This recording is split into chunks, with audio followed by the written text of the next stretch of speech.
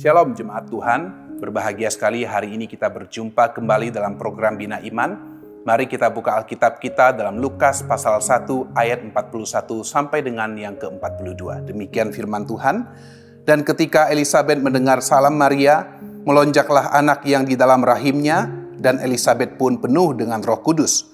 Lalu berseru dengan suara nyaring, "Diberkatilah engkau di antara semua perempuan, dan diberkatilah buah rahimmu." Amin. Bapak Ibu, dalam Lukas pasal 1 kita melihat ada kisah yang begitu indah. Di mana yang pertama kita melihat malaikat Gabriel datang kepada Maria dan memberitakan tentang kelahiran Tuhan Yesus. Dan yang kedua adalah perjumpaan Maria dengan Elisabet. Yang pertama, mereka mengalami kuasa Tuhan. Mereka berdua sama-sama mengalami mujizat Tuhan. Maria mengandung daripada Roh Kudus dan Elisabet mengandung di masa tuanya. Ada 3 hal yang hari ini kita akan belajar Bapak Ibu daripada Elisabet ketika mendengar salam dari Maria. Yang pertama adalah Elisabet mengalami kegirangan, dia bergembira. Ayat 41 dikatakan, dan ketika Elisabet mendengar salam Maria, melonjaklah anak yang di dalam rahimnya. Dalam bahasa lain dikatakan, melompatlah anak yang di dalam rahimnya. Jadi kita melihat bahwa ketika kabar sukacita itu disampaikan, maka ada kegembiraan yang terluap dari hati setiap orang yang mendengarnya. Sebentar lagi kita akan merayakan hari Natal, di mana kita memperingati kelahiran Tuhan Yesus Kristus, Juru Selamat kita yang datang ke dunia. Dia Tuhan yang jadi manusia untuk menebus setiap dosa kita. Oleh karena itu, setiap kita juga wajib sebagai orang percaya memberitakan kabar gembira ini, berita gembira ini kepada orang lain. Sebagaimana Maria datang kepada Elisabet ketika dia menyapa Elisabet, Elisabet begitu sukacita, begitu bergembira mendengar salam daripada Maria.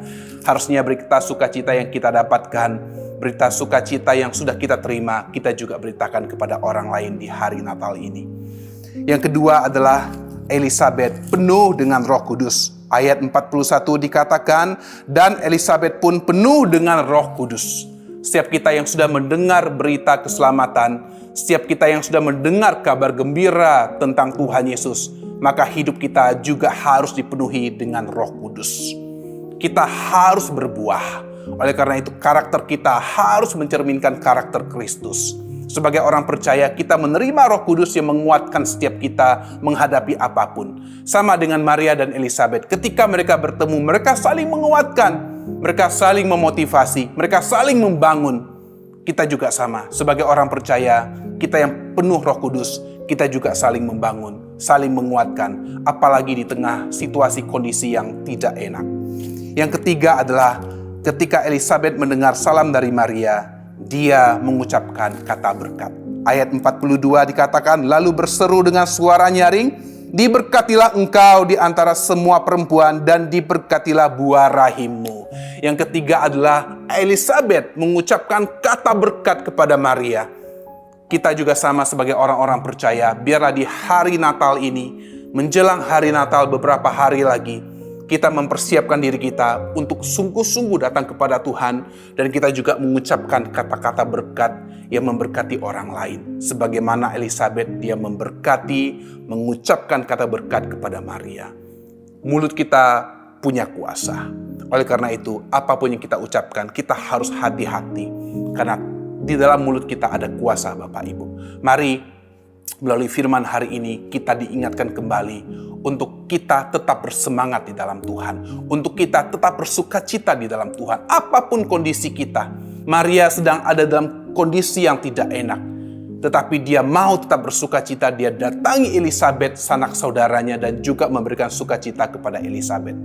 Kita juga sama Bapak Ibu, ketika kita ada dalam situasi yang tidak enak, itu tidak menghentikan untuk kita tetap bersukacita di dalam Tuhan.